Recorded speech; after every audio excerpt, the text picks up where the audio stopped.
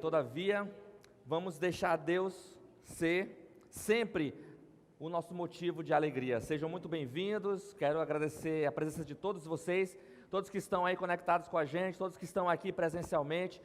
Deus tem planos para nossas vidas e a gente tem que simplesmente seguir os planos que Ele tem para a gente. Simplesmente a gente só tem que se posicionar perante aquilo que Deus tem para nossas vidas e assim dar uma resposta positiva para aquilo que Ele tem para nossas vidas, para o nosso viver até a eternidade. Nós estamos num seriado chamado Como Viver a Vontade de Deus. Repete comigo, como viver a vontade de Deus. Como viver a vontade de Deus. Você quer saber qual é a vontade de Deus para a sua vida? Na semana passada nós falamos que a vontade de Deus para a sua vida é que você não desista. É que você não entregue os pontos. É que você simplesmente não fique parado, que você cresça, que você amadureça, que você se desenvolva. Só que às vezes a gente olha as situações da nossa vida e a gente se pergunta: Deus, qual é a tua vontade para a minha vida? Quem já se fez essa pergunta? Deus, qual é a tua vontade para a minha vida? Acho que todos nós, né? Qual é a tua vontade para a minha vida? Eu não sei se também você já se fez essa pergunta. Deus, tu estás por detrás dessa situação? Quando alguma coisa diferente acontece, principalmente quando não é do nosso agrado, Deus, tu está por trás de tudo isso? Não sei se você já se perguntou, eu já me perguntei. Essa é a tua vontade, de fato, Senhor, para a minha vida? Essa é a tua vontade, é isso que tu queres para mim? Tu realmente estás no controle disso tudo? Tu realmente estás no controle dessa situação? Tu realmente estás no controle desse momento em que nós vivemos de pandemia? Alguns dizem, onde está Deus diante de tudo isso? E hoje nós vamos falar exatamente sobre aquilo que Deus tem para nossas vidas, a sua vontade. E a sua vontade para nossas vidas é que a nossa história, a sua vida seja transformada e mudada. Para isso, Ele teve que praticar, Ele teve que fazer algo que somente Ele poderia fazer, que era te amar. É por isso que hoje o tema do nosso estudo, da nossa conversa de hoje é o amor que muda tudo. E eu sei que vocês já ouviram muito sobre o amor, já sei que vocês ouviram sobre o amor de Deus, eu sei que vocês já ouviram a célebre frase que diz, Deus é amor, eu sei de tudo isso. E nós vamos conversar numa outra perspectiva do que seria esse amor que muda tudo, e eu espero que os teus olhos, o seu coração esteja aberto para a vontade de Deus. Hoje nós vamos ler, e eu te convido a ler uma passagem das Escrituras que eu gosto bastante, que vai refletir muito aquilo que nós queremos conversar nesse momento, que está em Isaías capítulo 55, versículo 6 a 13. Isaías capítulo 55. Isaías foi um profeta lá muito tempo atrás, antigamente, né, muitos anos antes de Cristo. E ele escreveu algo muito real e poderoso que até hoje impacta as nossas vidas profundamente. E eu espero que aquilo que Isaías escreveu possa impactar a sua vida. A sua vida, ela é importante para Deus. Deus ama você. Deus se importa com você. Olha o que as Escrituras dizem, olha o que Deus fala para nossas vidas, para o nosso coração hoje. No versículo, Isaías capítulo 55, no versículo 6. Busquem o Senhor enquanto podem achá-lo. Invoquem-no agora, enquanto Ele está perto. Que os perversos mudem de conduta e deixem de lado até mesmo a ideia de fazer o mal. Que se voltem para o Senhor para que Ele tenha misericórdia deles. Sim, voltem-se para o nosso Deus, pois Ele os perdoará generosamente. Meus pensamentos são muito diferentes dos seus, diz o Senhor, e meus caminhos vão muito além de seus caminhos. Pois assim como os céus são mais altos que a terra, meus caminhos são mais altos que os seus caminhos. E meus pensamentos mais altos que os seus pensamentos. A chuva e a neve descem do céu, e na terra permanecem até regá-la. Fazem brotar os cereais e produzem sementes para o agricultor e pão para os famintos. O mesmo acontece à minha palavra. Eu a envio, e ela sempre produz frutos. Ela fará o que desejo e prosperará onde quer que eu a enviar. Vocês viverão com alegria e paz. Os montes e as colinas cantarão, e as árvores do campo baterão palmas. Onde antes havia espinhos, crescerá o cipreste. Onde havia urtigas, brotará a murta. Isso resultará em glória para o nome do Senhor. Será sinal permanente que nunca será destruído. Hoje eu quero conversar sobre o amor que muda tudo. O amor que Deus tem pela vida, pela sua vida, pode mudar a sua história. O amor que Deus tem pela sua vida pode mudar a sua história. A sua história não precisa permanecer como você está. As coisas não precisam continuar assim do jeito que estão. Pode haver uma outra conclusão ou uma nova conclusão. As suas emoções também elas não precisam estar num mergulho tão profundo. Como se você tivesse dentro de um avião e esse avião tivesse, de repente, perdido o controle e o avião vai caindo e você vai entrando em desespero e parece que você não vê solução. Não, a sua vida não precisa estar assim. Por quê? Porque Deus, Ele pode mudar tudo. Deus, Ele pode te restaurar, Ele pode te salvar, Ele pode te mudar. E você não precisa construir muros à sua volta para supostamente você se sentir seguro. É assim que a gente faz, né? Às vezes a gente constrói muros, porque a gente pensa, se eu construir esse muro, eu vou estar seguro. Deus, Ele não é um Deus de muros. Ele é um Deus que derruba muros. Veja o que aconteceu com a cidade de Jericó. Eles construíram muros ao redor, altos, muros intransponíveis, porque eles queriam se sentir seguros. E Deus falou, esse muro vai cair. Esse muro precisa cair. E você não precisa construir mais muros, porque Deus é a tua fortaleza, Deus é a tua segurança, Deus, Ele é o teu conforto e o teu consolo, Ele é a tua rocha firme, e é nele que você tem que confiar, não em muros construídos por você, ou por mim. E aí, o que seriam esses muros, né? Por que a gente constrói? Por que simplesmente a gente entra num mergulho tão profundo, né? Com medo, com várias outras coisas? Primeiro, nós somos feitos seres emocionais. Então, uma das primeiras coisas que acontece, que fere, são as nossas emoções. Vocês já viram pessoas, talvez você já fez isso, de construir um muro, de construir uma fortaleza, simplesmente, por que você faz isso? Porque você quer se sentir seguro. Então, você está recebendo uma pressão emocional muito forte, seja por qual motivo for, e aí você constrói muros e barreiras. E essa pressão emocional, seja lá qual for, gera um perigo muito importante de ser detectado, de ser olhado. E esse perigo é a falta de fé. Porque se você constrói um muro, para que você precisa de Deus? Para que você precisa da igreja? Para que você precisa de qualquer outra coisa de usar a tua fé? E a tua fé vai o quê? Vai entrando no mesmo mergulho. Ela também, você também vai construindo uma fortaleza para que a fé também não seja exercida. E quando a fé começa a diminuir, quando você começa a ter falta de fé, quando as pessoas começam a deixar de acreditar na vontade de Deus, naquilo que Deus tem para a vida delas, e no amor que Deus tem por elas, aí entra a descrença em Deus e na sua igreja. Começa a haver um mergulho, e eles começam a se questionar, você começa a se questionar, poxa, será que Deus me ama mesmo? Por que Ele está deixando eu passar por isso? Poxa, será que Deus se importa comigo? Por que isso aconteceu?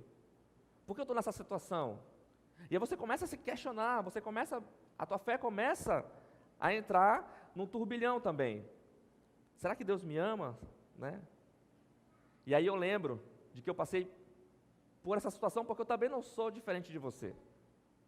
A gente passa por situações assim, de fortes pressões, né, de forte pressão emocional, que às vezes nos deixam para baixo, a gente coloca muros e a gente se distancia de Deus, a fé vai diminuindo, quando a gente vê, a gente nem acredita que Deus pode mudar essa situação. E eu me lembro muito de uma história que eu vou chamar um pouco de fermento. Cadê? Geralmente as mulheres, mas os homens também que cozinham, tem homens que sabem cozinhar, né, de uma forma extraordinária, né? Cadê? Fermento. Todo mundo aí sabe o que é fermento? Quem já usou um fermento? Para qualquer coisa, né? Sabe para que serve um fermento, né? Alguns usam para pizza, outros usam para um monte de coisa, né? Eu gosto de fermento é no pão, né? Meu negócio é pão, esse é meu pecado, né? Como muito pão, e eu preciso deixar, né, diminuir, mas também, né? Qual é o brasileiro que não é fã e que não gosta de comer um pão bem quentinho? Mas eu vou chamar essa história de um pouco de fermento. Eu me lembro quando eu troquei de carro. Eu tenho um problema com carro, né? Eu já contei aqui a história com carro, agora eu vou contar outra história com carro. Alguns devem estar dizendo assim, no dia que o pastor pediu meu carro emprestado, depois dessa história, eu nunca vou dirigir o carro de alguém depois dessa história. Né? Eu nunca vou emprestar o carro para o pastor, porque simplesmente, né, vai que a fé dele está baixa, está pequena, né, vai que... E eu eu tinha um carro antes, e aí eu falei com a esposa e tal, vamos trocar de carro, fomos lá na concessionária, pesquisamos e fomos comprar um carro. E quando você vai trocar de carro, e você vai comprar um carro zero, quem já comprou um carro zero aqui? Zero, né? Zero quilômetro mesmo. Você vai lá na concessionária, escolhe lá o modelo que você quer, e você vai comprar zero. É um sentimento diferente. Eu já comprei carro usado. Carro usado você compra já naquela fé de que, será que tem algum gatilho, alguma coisa aqui nesse negócio? Vamos andar com ele até onde ele vai, né? Segura na mão de Deus e vai. Carro usado é assim, mas carro novo é carro novo. Você nem compra de olho fechado e vai embora. E eu já contei para vocês uma história do problema com o carro novo que eu comprei antes, mas agora essa história é outro carro novo. Então eu estou com um problema de carro novo, tá? E aí, fomos lá, escolhemos o modelo, e eu me lembro muito bem que a gente ficou empolgado. Aí o vendedor, ele vai empurrando um monte de acessório que é para o negócio ficar mais caro, mas aí eu disse, não, ele falou assim, você não quer um sistema no seu carro? Eu falei, eu quero, um negócio top. Pô, vai ter televisão dentro do seu carro. Nossa, televisão, já me conquistou, multimídia, bota aí, vamos parcelar de 1000 vezes, de 1 milhão de vezes, bota aí, né, para assistir, né, colocar uma televisãozinha ali, que você, né, ouve o rádio. É legal que você compra um sistema multimídia que tem televisão, e quando você liga o sistema multimídia, ele diz, você não é permitido, né, não pode assistir televisão. Para que bota então uma televisão dentro do carro, se a gente não pode usar televisão? Mas tudo bem. Aí, a cor e uma série de coisas. Aí chegou o momento de pegar o carro. E aí quando você vai pegar o carro na concessionária, que está tudo pronto, ele chegou, aí você chega na concessionária, na loja, eles botam aquele laço bem bonito, e faz você tirar foto para poder postar no Instagram e fazer todo aquele marketing, né? Aí você todo feliz com um carro zero. Aí eu peguei meu carro e saí. Dentro do espaço de mais ou menos um mês, ou mais ou menos 2 meses, bateram 5 vezes no meu carro, zero. 5 vezes eu fiquei. Não é possível. Bateram a primeira vez, acontece. Bateram, quebrou o para-choque, fui trocar o para-choque. Aí, troquei o para-choque. Zero, troquei por outro zero também, fui na concessionária, troquei o para-choque. Aí, fui pegar meu filho na escola. Tinha um monte de carro parado. Estava no sinal. Não bem no sinal, mas... num cruzamento e tal, todos os carros parados. Veio uma caminhonete atrás e arregaçou atrás. Eu falei, quebrou o para-choque na frente, agora quebrou atrás. Aí a gente vai vendo até onde a gente vai, né? Vamos ver se esse carro sobreviver, essa marca eu vou indicar para todo mundo, né? Aí, ok. Aí, num belo domingo, estou indo pegar a minha filha na casa da minha mãe, ali paro no sinal, deserto, né? Sem movimento. Um senhor sai da garagem dele, que fica assim, quase na rua, né? Sai de ré e vem exatamente na porta do meu carro. E arregaça o lado direito do meu carro. Aí eu chego lá com o senhor, aí... O senhor não viu não? O senhor está saindo da sua garagem, como é que o senhor... Eu estou aqui parado. Ele, me perdoa, não sei o que, tal, ok, me dá seu telefone. Como é seu nome? Ele é Elias. Eu falei, tá completo, o nome dele é Elias também? Eu falei, não é possível. Qual é a probabilidade de um cara com o mesmo nome seu, e o meu nome não é comum, você não vê Elias em todo, né? Na minha escola nunca teve 2 Elias, desde que eu estudei, do pequeno até o grande, nunca teve 2 Elias, só teve um, eu, né? Aí, então, não é um nome comum. Aí eu falei, bateu, o seu nome dele era Elias, ele pagou lá o concerto. Eu sei que foram 5 pancadas. E eu fiz aquela famosa pergunta. Qual é a pergunta? Por quê? Por que, Deus, o Senhor está fazendo isso comigo, né? A gente joga logo, por que, Deus, o Senhor está fazendo isso comigo? E eu lembro muitas das vezes, né, que eu questionei assim, poxa Deus, por que o Senhor deixou isso comigo? O Senhor não me ama não, o Senhor não tem, né? E aí eu percebi que existia uma fagulha de algo que é muito perigoso, que é o fermento. E o nome desse fermento era orgulho. Afinal de contas, eu estava comprando um carro 0 km. Afinal de contas, muitas outras pessoas não tinham condições de ter um carro 0 km.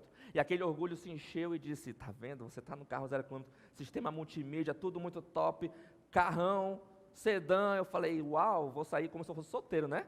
Vou sair por aí, cantando pneu, aqui pela Avenida das Torres, né?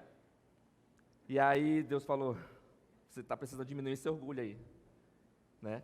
E aí eu pensei, é verdade, Deus, o Senhor me ama tanto que o Senhor me chamou a atenção, que foram batidinhas leves, poderia ter sido qualquer outro acidente, né? Mais grave como a gente vê por aí. E essas pequenas batidinhas, Deus me fez perceber que um pouco de fermento, como diz em Gálatas capítulo 5, versículo 9, um pouco de fermento, um pouquinho só, ele se espalha por toda a massa e já enche. Quem aqui já errou na quantidade de fermento de um bolo, de qualquer coisa? Quem já errou? Vamos lá, o pessoal não quer muito confessar que já errou, né? Quem já errou no uso do fermento, né? Ou para mais, porque se inchou, ou faltou fermento que o bolo ficou, como é que diz o solado, né? Às vezes lá na minha casa sai um bolo solado, mas eu adoro bolo solado. O pessoal diz que geralmente homem gosta de bolo solado, né? É porque ele é mais consistente, né? Eu gosto de bolo solado, não tenho problema nenhum. E aí, eu deixei uma fagulha de orgulho entrar no coração, por causa de um bem material. Um pouquinho de fermento, ele pode prejudicar a sua vida. Ele pode ajudar a você a construir um muro, e a não enxergar o quanto Deus ama você. Ora comigo nesse momento. Pai, obrigado, Senhor, porque o Senhor nos ama e nos chama a atenção e faz de tudo para que as nossas vidas sejam de fato mudadas e transformadas, para que a nossa história, Senhor, seja uma nova história, uma nova conclusão, que a Tua graça, Senhor, se derrame sobre nós, que o Senhor nos chame a atenção como o Senhor quiser nos chamar a atenção, porque nós sabemos que o Senhor nos ama sim, que o Senhor se importa sim conosco. Portanto, Senhor Deus, se manifesta, se revela na vida de cada um, e cada um aqui, neste dia, que está conectado com a gente, que está aqui neste salão, possa sentir a Tua presença e possa sentir o quanto o Senhor os ama, e como o Senhor tem planos, eles possam entender os planos que Tu tens para a vida de cada um. Senhor, continua se revelando nessa mensagem, nesse conteúdo tão maravilhoso que o Senhor tem trazido aos nossos corações. Pai, em nome de Jesus que eu te agradeço e oro. Amém. Hoje nós vamos falar sobre esse amor maravilhoso.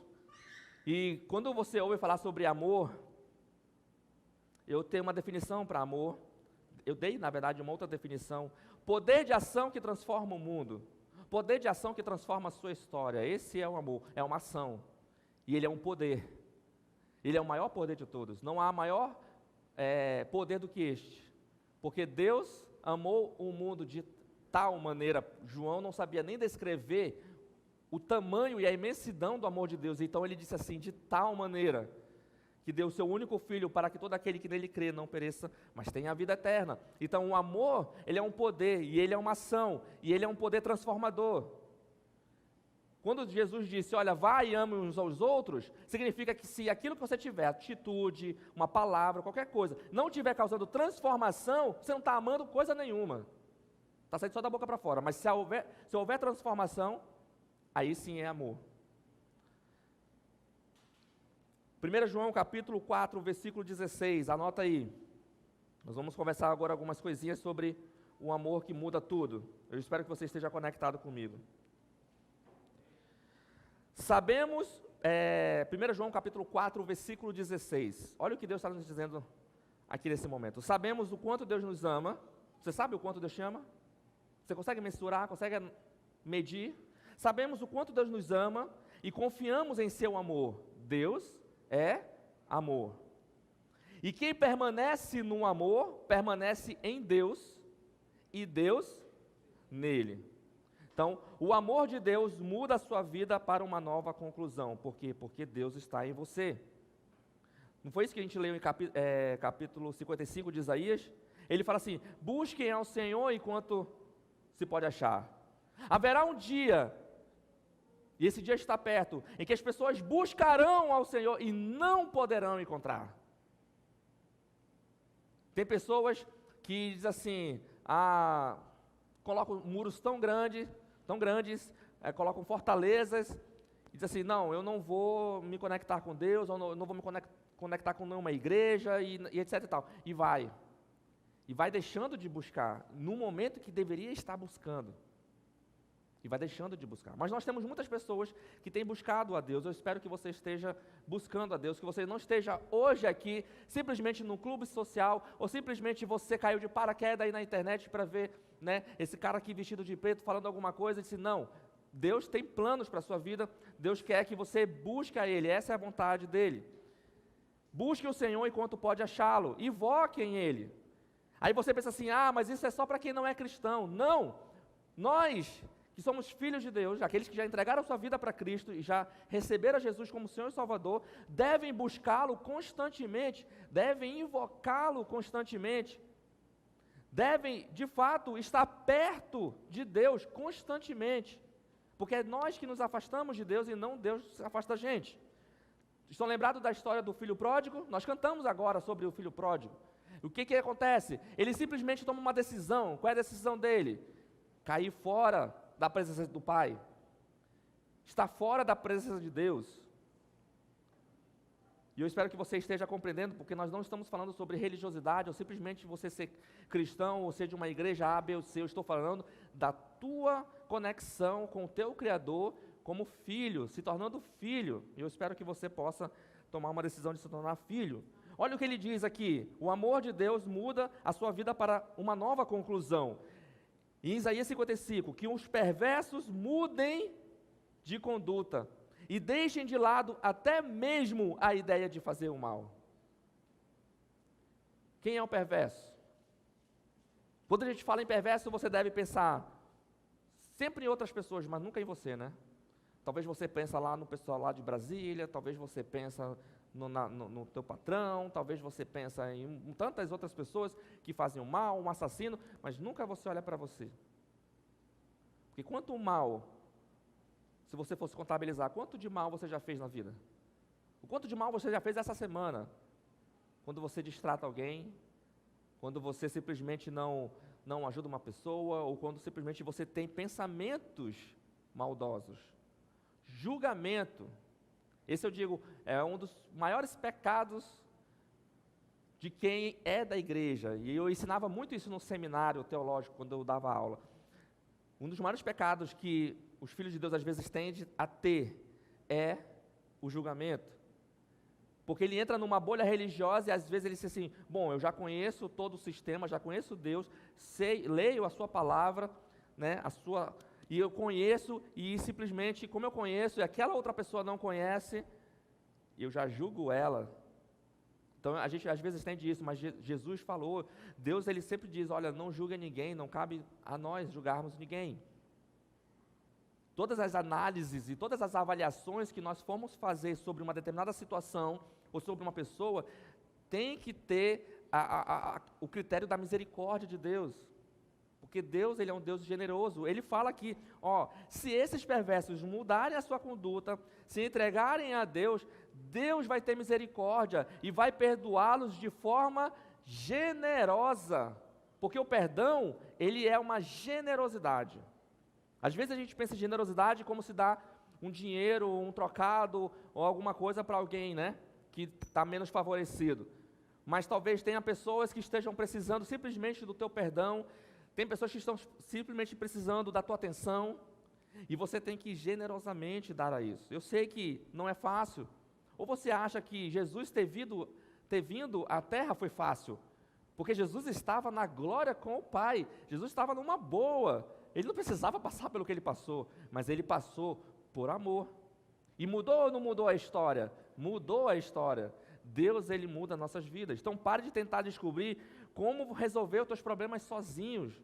Busque a Deus de todo o teu coração, com toda a tua alma, com toda a tua inteligência, é isso que Deus fala. Busque a Ele com todo o teu ser, clame a Ele pelo seu perdão. Não se julgue pelo outro, mas eu sou um cara que sou trabalhador e eu não preciso, porque assim, até que eu vou para a igreja de vez em quando, eu estou aqui na minha, mas olha, se você ligar a televisão e ver tantas mortes e tantos assassinatos e tantas maldades, aquele precisa de Deus, eu não preciso. Jesus disse, os sãos de fato não precisam de médico, só os doentes. Se você acha que você está são, então Jesus não pode fazer nada por você. Mas se você pedir perdão e dizer assim, Deus, eu sou um pecador miserável, eu preciso do teu amor e do teu perdão, Deus generosamente vai te perdoar.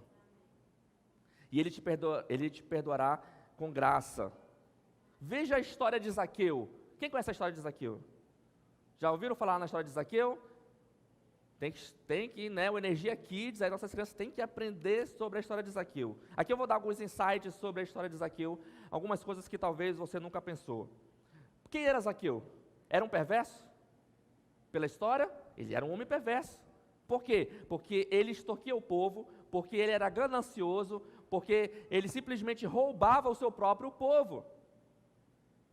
Ele sempre cobrava, ele era um cobrador de impostos, então ele cobrava do seu povo, ele trabalhava para outra nação, para a nação romana, para extorquir dinheiro do seu próprio povo. Então as pessoas não iam muito com a cara dele. E ele era um ladrão, ele era perverso, muito provavelmente um adúltero, muito provavelmente uma pessoa com intenções maldosas, porque você conhece esse tipo de ladrão que trabalha com dinheiro dos outros, que trabalham com politicagem, que trabalha que tem acesso a dinheiro fácil na mão? Quando você tem acesso a dinheiro fácil na mão, você vira um gestor, vira um secretário, vira alguma coisa, muitas das vezes o que as pessoas perversas fazem, elas já pensam, já intentam, como é que eu vou tirar o meu aqui e vou colocar aqui no bolso? E assim vai o dinheiro do povo indo para o bolso, enriquecendo pessoas perversas. Alguém se identificou? Não é só com Zaqueu não, né? E Zaqueu, ele foi impactado por Cristo. Zaqueu, ele ouviu a fama de Cristo. Um dia ele estava em casa, com a sua riqueza. Ele não tinha o que fazer, ele foi no celular dele e ele achou no YouTube um culto que estava acontecendo e ele assistiu aquela mensagem. Ele achou interessante, ele começou a assistir e ele disse assim, alguma coisa começou a queimar no coração dele. Não está certo o que eu estou fazendo, não está certo o que eu estou fazendo, não é por aí, não é por aí. Zaqueu, de repente, naquela época não tinha uma pandemia como essa, então as pessoas se aglomeravam numa confusão ao redor de Cristo, e você deve conhecer nas Escrituras essas passagens.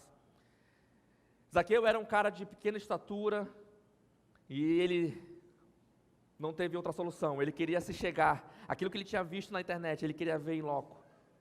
A igreja estava lotada, ele disse, eu vou subir na árvore e ver se eu consigo ouvir, pelo menos um pouquinho, de perto, o que esse homem está falando.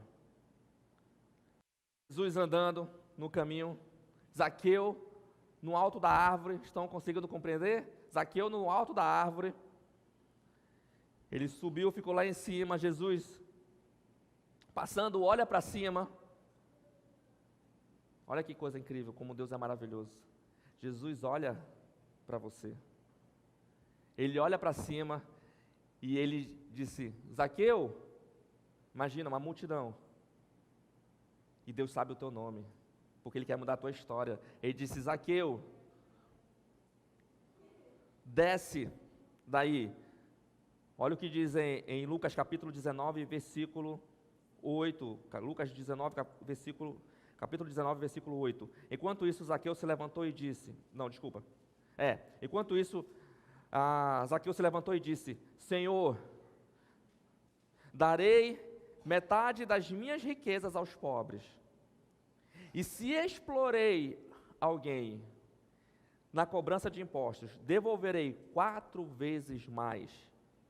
Jesus respondeu: hoje chegou salvação a esta casa, pois este homem também é filho de Abraão.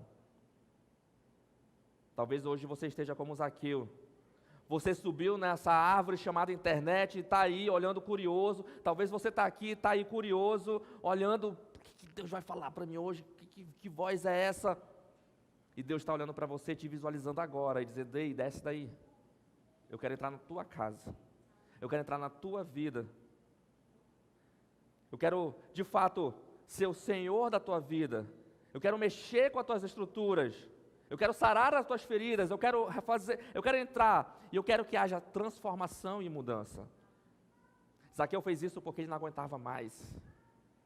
O Evangelho começou a queimar, a palavra de Deus, de Cristo, começou a queimar no coração dele, ele não aguentava mais, ele tinha que sair daquela situação. E Jesus simplesmente fez como qualquer um de nós deveríamos fazer, ou como qualquer um de nós fazemos, quando a gente vai diante de uma árvore bonita, como tinha na minha época, quando eu era criança. Nós tínhamos um terreno baldio que a gente brincava ali com as crianças, e tinha ali uma casa do vizinho. E quem nunca aqui roubou uma manga da casa do vizinho, né? E lá tinha 2 tipos de mangas. Uma manga daquela manga tradicional, verde, e tinha uma da manga rosa, bonita. Nossa, que coisa maravilhosa. Se eu tenho algum orgulho de ter pecado uma vez, foi ter comido essa manga, ter roubado. Porque, pelo amor de Deus, era uma aventura, porque ele tinha um cachorro. Gente, tem todo um contexto envolvido, tá? Não é só pegar a manga. Alguém já roubou manga aqui, quando era pequeno? Ninguém quer levantar a mão, só uns... Aquele que já recebeu a graça de Jesus, levanta a mão. Aquele que está meio assim, sabe, eu não vou confessar meu pecado, né? Deixa eu aqui, pastor, quietinho na minha. Está falando sobre a manga. E Jesus simplesmente, ele não roubou a manga porque a manga era dele, Zaqueu era dele, olhou para cima e disse: como fruto, Jesus pegou Zaqueu. É isso. Jesus disse: os campos estão brancos para a colheita. A colheita é nossa. O fruto é de Deus. Deus está chamando cada um de nós com amor a resgatar essas pessoas, esses frutos que já estão prontos. E assim ele fez com a vida de Zaqueu. Jesus mudou a história de Zaqueu.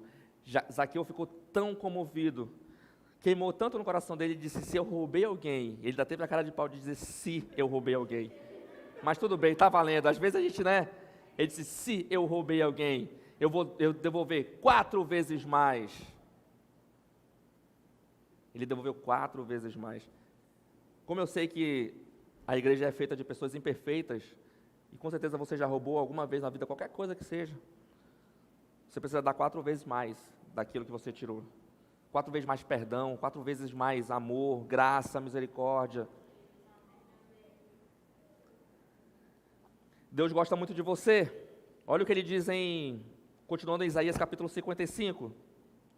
Meus pensamentos são muito diferentes dos seus, diz o Senhor, e meus caminhos vão muito além de seus caminhos, pois assim como os céus são mais altos que a terra, meus caminhos são mais altos que os seus caminhos, e os meus pensamentos mais altos que os seus pensamentos. Ao invés de você construir os muros e ficar no teu pensamento limitado, humano, enxergando a situação de uma forma, de uma perspectiva sua, você simplesmente busca o Senhor. Por quê? Porque os pensamentos dele é muito maior que o seu, né? Porque os caminhos que ele tem para você é muito maior com os seus caminhos, aquilo que você tem planejado para a sua vida. Às vezes as coisas acontecem com a gente e a gente fica frustrado porque não aconteceu da forma como a gente queria. E você tem que pensar que Deus ama você e que Ele vai fazer um caminho muito mais excelente daquele que você escolheu. Ele vai fazer. Porque senão ele estaria mentindo, e Deus não é homem para mentir. Ele é o Deus da verdade, e conhecereis a verdade, e a verdade vos libertará. Se você conhecer e entregar a tua vida para Cristo, a tua vida vai ser mudada e transformada. Então pare de tentar descobrir como, e comece acreditando na mudança, comece acreditando naquilo que Deus tem para a sua vida. Mas como eu vou sair dessa? Mas como? E você fica, não, simplesmente busque os propósitos de Deus. Você precisa acreditar que Deus tem propósitos na sua vida, e que os propósitos de Deus trabalham na sua vida, ou seja, Deus está trabalhando na sua vida. É isso que ele diz em Isaías 64, se você for mais uns capítulos para frente em Isaías, ele diz, porque desde o começo do mundo, desde a criação, lá do início, nenhum ouvido ouviu e nenhum olho viu um Deus semelhante a ti, que trabalha em favor do que neles esperam. Deus trabalha ao teu favor. É por isso que você tem que receber de graça, com generosidade, porque você não merece, Deus trabalha a seu favor. Eu vi essa semana algo assim, e achei incrível a sacada, sabe? A frase eu não lembro mais exatamente, mas era mais ou menos nesse sentido. Deus, quando Jesus veio, Ele veio para trabalhar por você. É por isso que Ele disse... É por isso que ele serviu, é por isso que ele deu exemplo, é por isso que ele, muitas das vezes, ele era servido, e ele falou para Marta, Marta, você não veio para trabalhar para mim, aqui, você não está aqui para trabalhar para mim, eu estou aqui para trabalhar para você.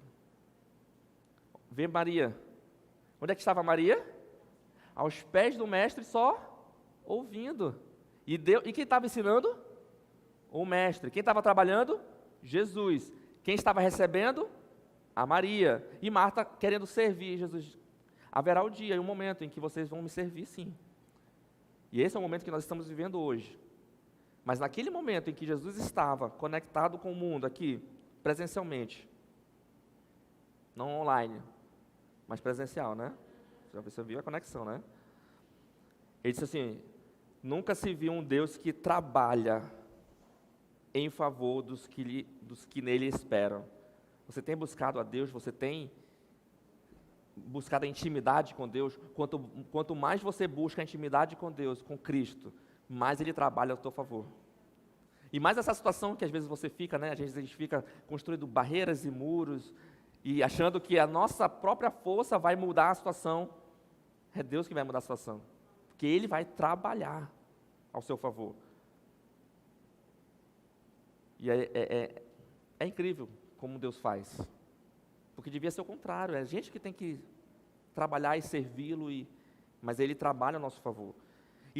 E não somente Ele trabalha com os propósitos de Deus, né, com os propósitos que Ele tem ao nosso favor, como Ele diz, tudo é possível ao que crê. Isso é o tamanho do amor que Deus tem para nossas vidas. Tudo é possível ao que crê. Marcos capítulo 9, versículo 21. Jesus perguntou ao pai do menino, não sei se vocês lembram da situação, mas tinha um menino que estava endemoniado. O menino tocava o terror. Eu sei que hoje tem menino que é endemoniado de natureza, mas esse aqui estava complicado.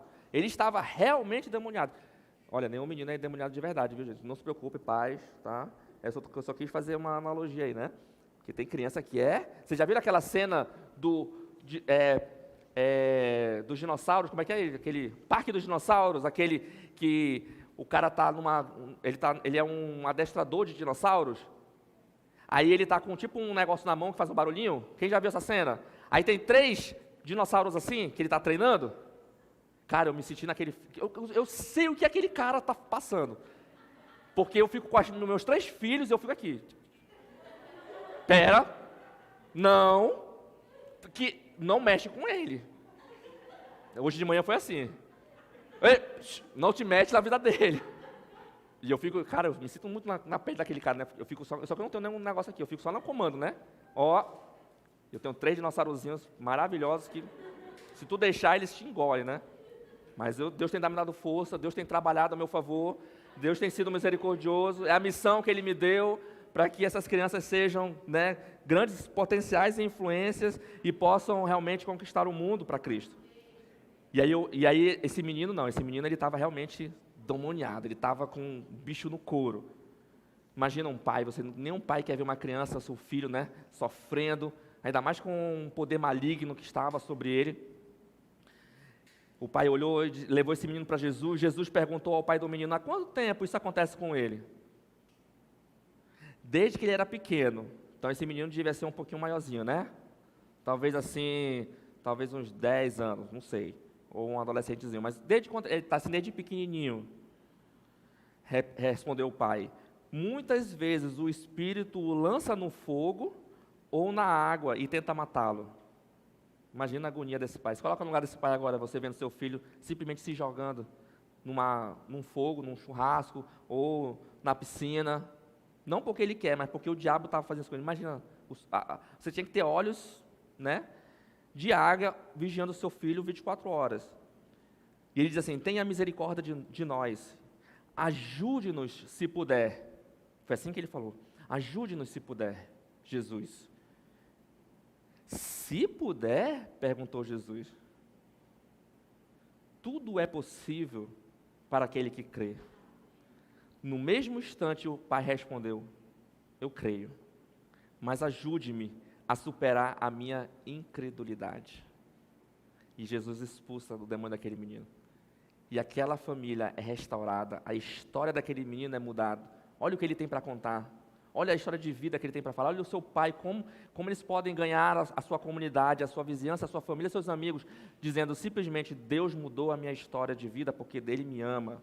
E mesmo eu sendo incrédulo, mau, pecador, não acreditando como eu deveria acreditar, mesmo assim ele opera e trabalha ao meu favor. Olha o que ele fez com o meu filho, ele restaurou o meu filho. Deus quer restaurar a sua vida, a sua história. Eu sei que você está incrédulo, eu sei que você não acredita, eu sei que talvez muitas pressões da vida podem ter surgido. Mas quando isso acontecer, ou se você estiver nessa situação, simplesmente busque a Jesus, invoque a Ele, faz como Zaqueu, faz como o pai desse menino, busque a Ele, busque, não importa o que seja. Deus, eu não sei que faculdade eu quero fazer, busca Ele. Deus, eu não sei o que eu faço com a minha família, busca Ele. Deus, o meu marido, Deus, a minha mulher, Deus, os meus filhos, Deus, o meu chefe, a situação financeira, a pandemia, busque a Ele.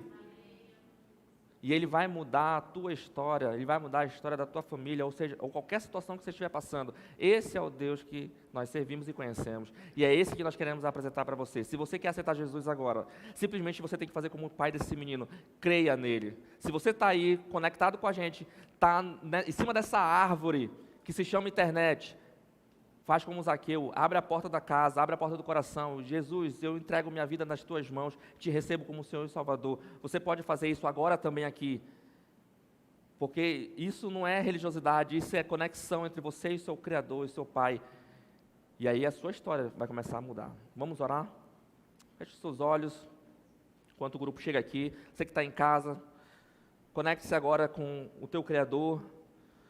Fale com Jesus, fala como esse pai falou, diga: Senhor Jesus, eu não aguento mais, está aqui a situação da minha vida, está aqui o que eu estou passando, Pai. Senhor, eu abro a porta do meu coração para que Tu possas entrar e possa fazer morada e transformar a minha vida. Se essa é a decisão que eu tenho que tomar, se essa é a atitude que eu tenho que ter hoje, eu abro sim, Deus, a porta do meu coração e entra na minha vida.